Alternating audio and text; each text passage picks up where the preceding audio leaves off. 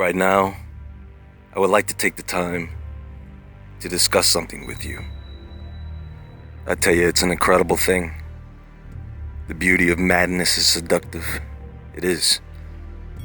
These days, do you think a generation raised on the entertainment of Harry Potter, Lord of the Rings, Descendants, is going to have any problem with getting involved in dark ritualistic activities? Yes, I'm talking about Burning Man.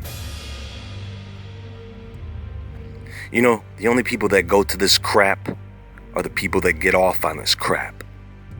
And they will never, ever admit to any evil within what they do. When they were cautious at first, they were cautious. They did wonder, they did question it. But they didn't listen to that voice, they didn't hear it. And so they got caught up. And now every year they gather in rebellion. Because that is what Burning Man is all about. It is about the great rebellion taking place, not against man, but against God.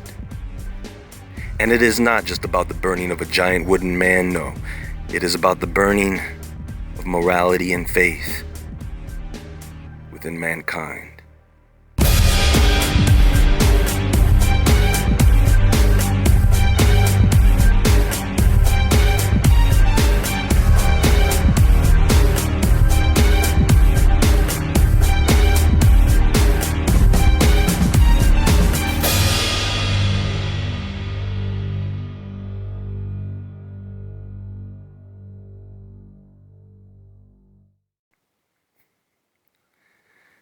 Folks, we have a problem. And it is serious, it is. There are people who gather to participate in an event they do not understand. They have been seduced by something they cannot see or touch. A force has drawn them in. Burners. That's what they call themselves. Let me go back a little bit. Can I tell you a story? But I want to warn you, this is going to be one of those WTF moments. So get this. Within the Celtic culture, there was a society of folks among the educated class that acted as teachers, judges, priests. They were known as the Druids. And according to the Roman Julius Caesar, any man of high class in Gaul, which at one time was part of what we know to be France, was either a nobleman or Druid. Now the Druids believed that the soul was immortal, and when you died, your soul would move on from one person to the next. And because they were judges and also teachers, people would go to them for instruction, and some willingly gave their lives so that they could be sacrificed. It was actually considered a punishment if they banned you from being sacrificed. This is how far gone these people were. Now the Druids preferred to sacrifice criminals, but at times they did not discriminate. They needed bodies to burn inside of a woven wooden structure. We call it a wicker man or an effigy. So those of you who have seen a few of my most recent videos, you should have a pretty good idea of what this is all about and the way it works. To put it simply, there are people who have a narcissistic lust for supernatural power. In order to get that power, they have to rebel against God and commit an act of worship to these dark forces. And the best way to do that is through human sacrifice.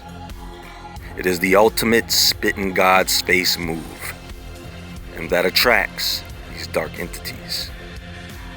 And when this is done, they will take hold. So why would anyone in their right mind mock this behavior? You think it's just Burning Man? Oh no, this is a thing now. It's all over the place. South America, Europe. Any of you ever heard of Castle Fest? Well, in the Netherlands, here we go with these people again. In the Netherlands, in a place called Lies, they hold an annual fantasy festival called Castle Fest. And this HorrorCon has been held on the first week in August since 2005 in the gardens of Castle Keukenhof. You know, I'll give it to them. At least they're in a garden with their clothes on instead of out in the hot, life-sucking desert half naked. And their tickets are cheaper too. Did you know that the tickets for Burning Man, on top of everything else you have to pay for, is so expensive that they have a low-income ticket application? I kid you not. But like Burning Man, this event is nothing short of a nightmare. And yes, they burn their own version of the Wicker Man every year. Now, Burning Man is held in the Black Rock Desert in Nevada, a temporary metal city called Black Rock City. This has been an annual event since 1986, and it is held from August 28th to September 5th. That's just over a week in the desert, folks. So while everyone else was enjoying the hurricane, nearly 70,000 people, 70,000 self-righteous, degenerate jackasses, thought it would be a good idea to hop in their RVs, trucks, and cars and drive, and sometimes skydive, into the Nevada desert like they're freaking Mad Max on Fury Road, so they can enter George Miller's version of Club Ibiza for a week. And they actually have a Thunderdome where people fight in 100-degree weather. You think the Wicker Man is the only thing burning there? No, everybody's burning, baby. What person goes out into the desert sun with no clothes? Who goes out into the desert half naked? Are they crazy? Yes, they are. You've got to understand that they have a little society going on there, as this is not a festival, but a makeshift city in which people live for a week, made up of what they refer to as virgin and non-virgin burners.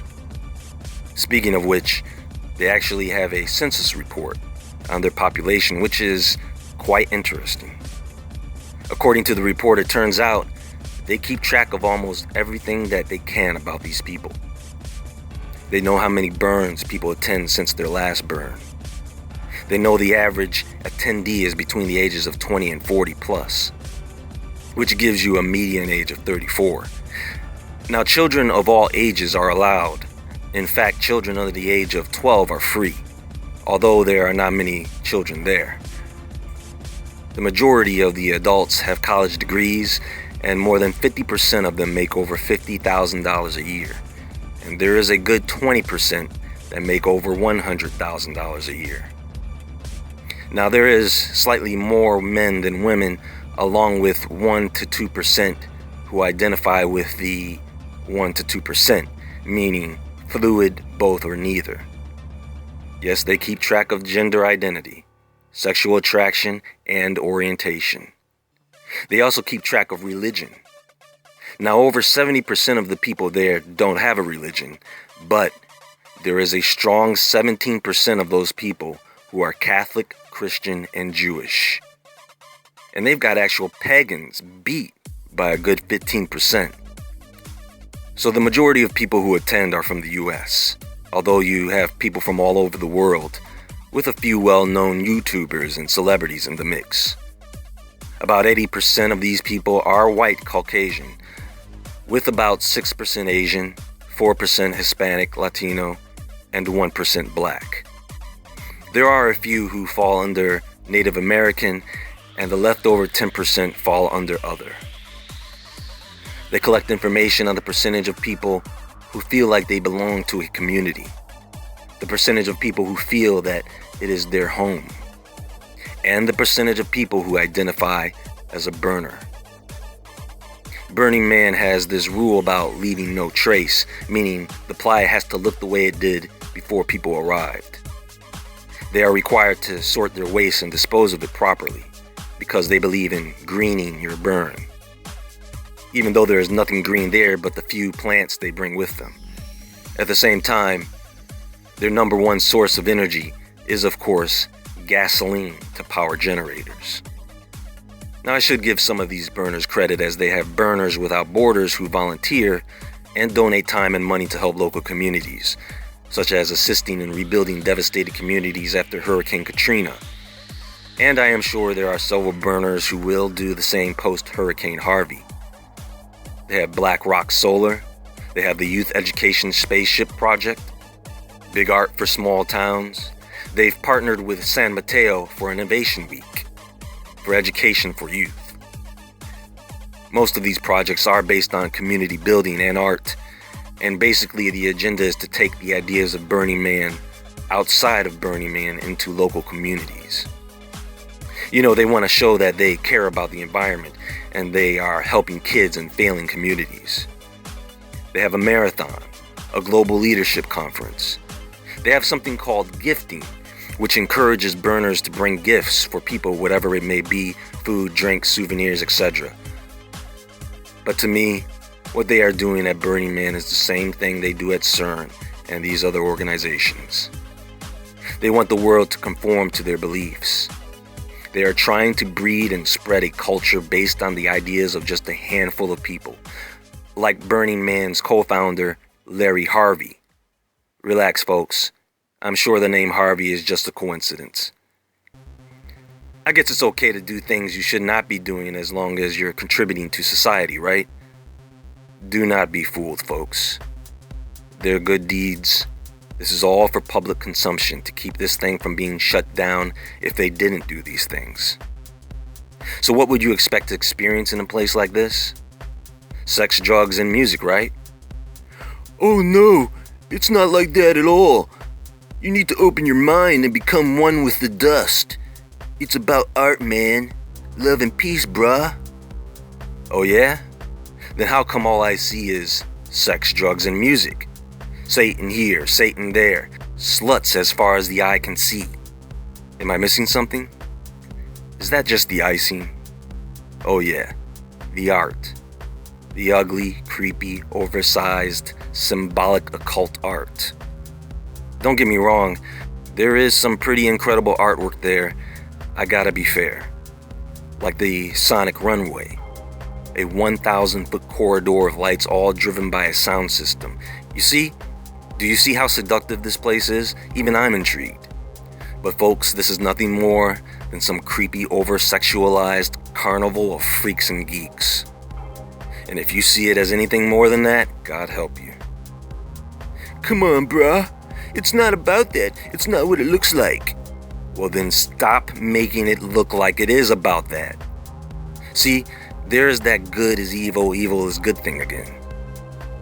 Anyway, they are not into sponsorships. They don't book entertainment. Everything that happens there, folks, the burners created. It is an open community where anything goes. Within the confines of the law, of course. This is still held in the US, mind you. There are police, federal agents, firefighters, security, and people have been arrested, kicked out, and banned. I don't want to get into all the little things that go on there. I will say this.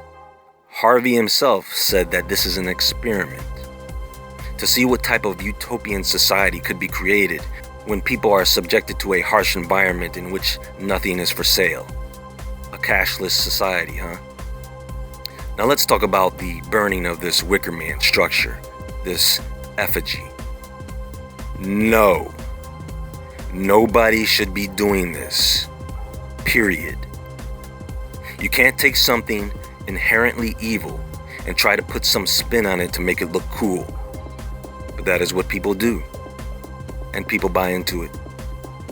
I mean, the Druids used to jam-pack those things full of people and then burn them down. I mean, why waste a whole Wicker Man on one person, right? On Friday, they light up their $250,000 Embrace sculpture. A cathedral-like structure on the same scale as the Statue of Liberty. And you can walk around inside, just don't be in there on Friday. On Saturday night, they light up the Burning Man 40-foot statue, following a pyrotechnic firework display unlike any other. I wonder how many bodies they hid in this thing before they burned it down. I'm kidding, of course. Or am I? These people even have a site dedicated to burning their own homemade effigies.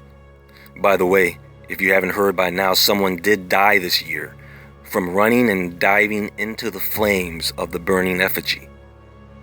And the only thing I have to say is, oh well, that's what they wanted to see. A man burn, right?